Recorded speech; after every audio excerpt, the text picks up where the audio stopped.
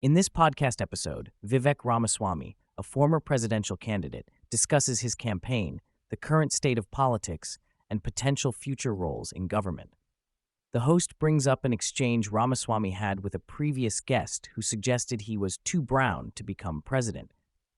Ramaswamy dismisses this notion, attributing his loss in the Republican presidential nomination to the popularity of Donald Trump rather than his ethnicity. He acknowledges facing challenges due to his ethnicity and religion during his campaign, with some voters expressing reluctance to support him based on those factors. Ramaswamy emphasizes the importance of trust in politics and admits that he underestimated the trust factor in his own campaign. He notes that the Republican base was more inclined towards Trump due to his proven track record and actions as president. Despite facing challenges, he remains open to the possibility of running for president in 2028 if he believes the country requires it and urgent action is needed. He stresses the importance of making a difference now rather than waiting for future opportunities. When asked about potential roles in a Trump administration, Ramaswamy expresses willingness to consider any job where he could have the most impact and make use of his skill set. He highlights the importance of aligning with Trump's vision and serving in a position that benefits the country. He also discusses the importance of accountability in leadership and the need to make tough decisions when necessary. The conversation shifts to potential vice presidential candidates.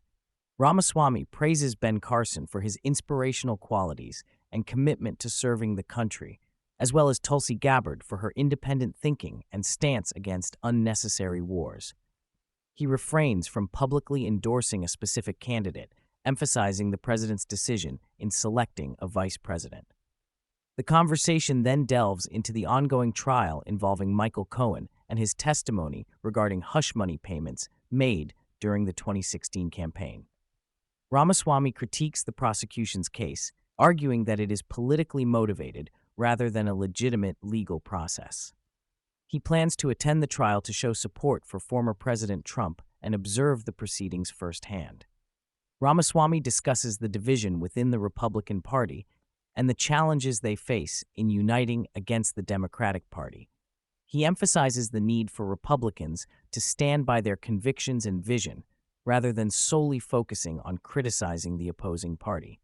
He stresses the importance of taking decisive action on issues such as border security and mass migration to secure a victory in upcoming elections.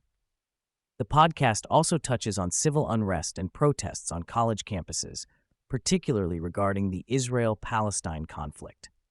Ramaswamy observes that these protests are often led by a fringe minority lacking a deep understanding of the issue's complexities. He calls for a return to first principles and a focus on national sovereignty in addressing these protests.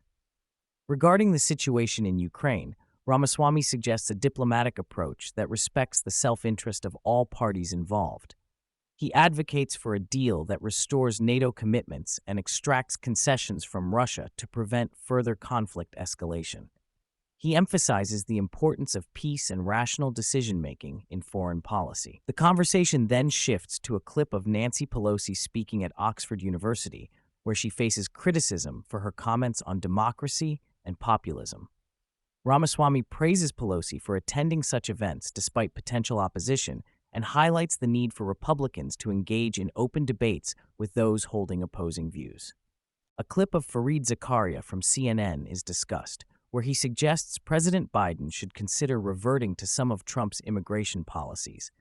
Ramaswamy agrees, stating that the current asylum system is being exploited and in need of reform. He cautions against insincere attempts to gain credibility through timing admissions and policy reversals.